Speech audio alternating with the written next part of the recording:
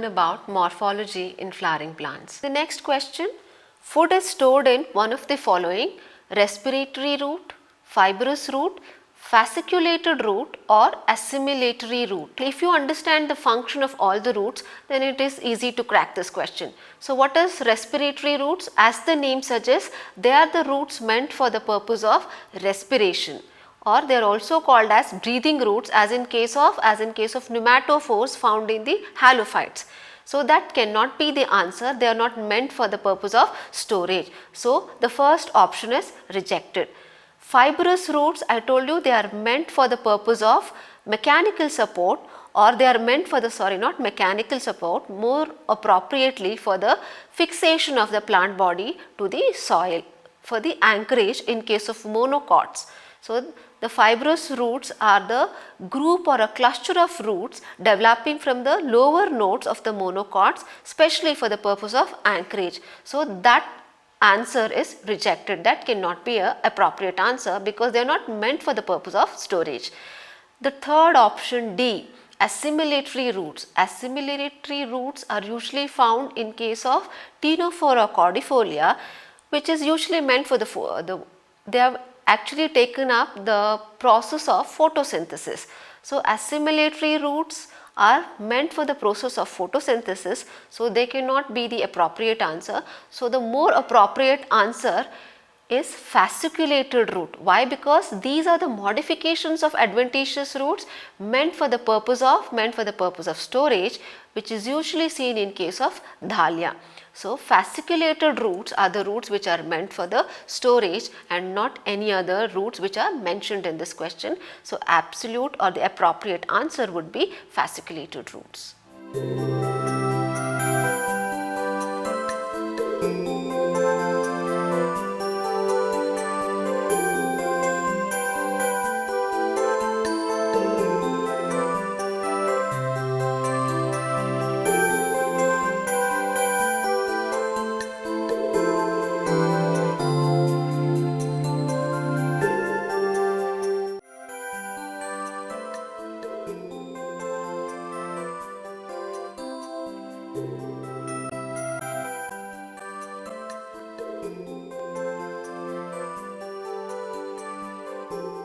Next question, root is distinguishable from stem in having a root cap, having root hairs, absence of nodes and internodes, or all of the above is the next option. So root is distinguishable from stem.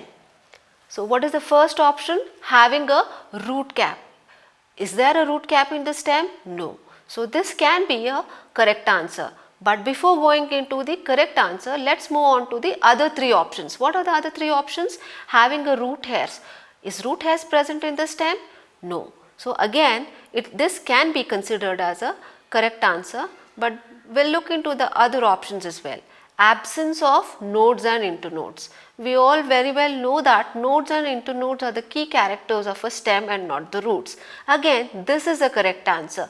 Well, there is an option D which says all the above options are correct, and which is true as well. So having a root cap, having a root hairs, absence of nodes and internodes, all are the characters of root and not the stem. So all these distinguish from root from a stem. Hence the appropriate answer would be all of these.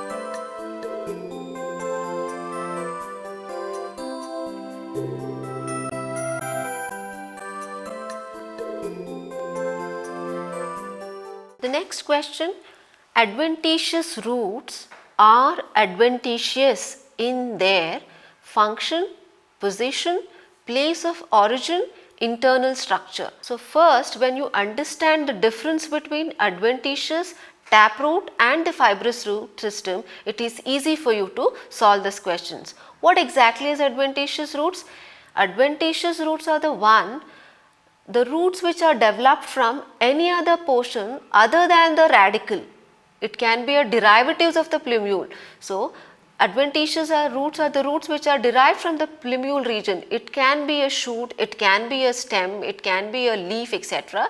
So, it cannot be from the radicle.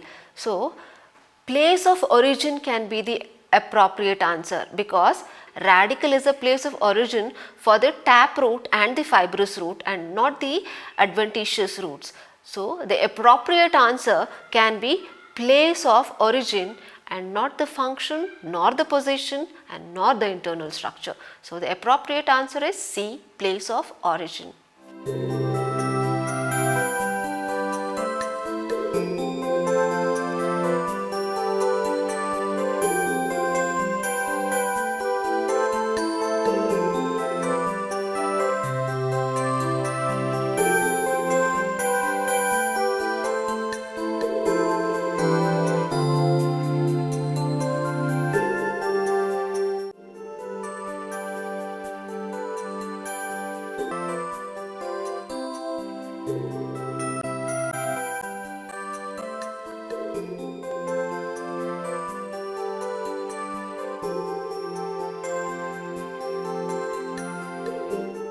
The next question, edible part of sweet potato is stem tuber, unripe fruit, adventitious root tuber or the rhizome. So, what exactly is a sweet potato? Please do remember, sweet potato is not a potato. Sweet potato is very much unlike from a potato, because sweet potato is a Hypomea batatas or a tapioca and not the potato. Potato is a modification of a stem tuber, wherein the stem is modified into a tuber like structure for the purpose of storage. So, sweet potato is different from that of potato. So, option A, stem tuber is a modification for a potato and not for the sweet potato. So, option A is rejected. Unripe fruit cannot be the answer. So, it cannot be, it is no way connected to the stem, what is our sweet potato. So, that can be rejected. And rhizome are usually confined to the ginger. They are the modifications, stem modifications usually found in ginger. So, that again is not a correct answer.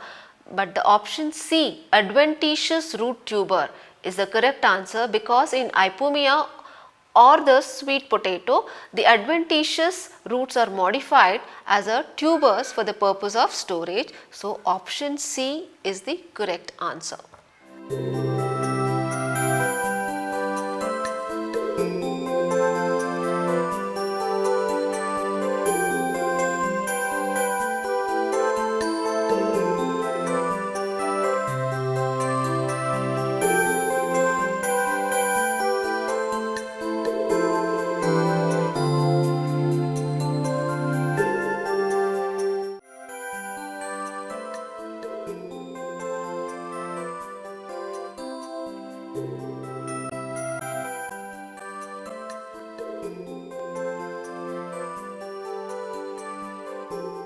The next question, aerial absorptive roots occur in epiphytes, mesophytes, hydrophytes or xerophytes. Mesophytes, hydrophytes and xerophytes, or more appropriately the mesophytes and hydrophytes are growing on a substratum or a soil substratum. Hydrophytes are confined to the water environment. Epiphytes are the one which are growing or on above the cervices of the tree trunk. So, epiphytes are epiphyta or a plants which are growing above the soil on the cervices of the tree trunk. So, aerial, they are in the aerial environment. So, when you crack that answer, it is easy for you to identify the appropriate answer. So, epiphytes are the one which have a aerial absorptive roots, and none of the other answers go well with this question. So, the most appropriate answer would be the epiphytes.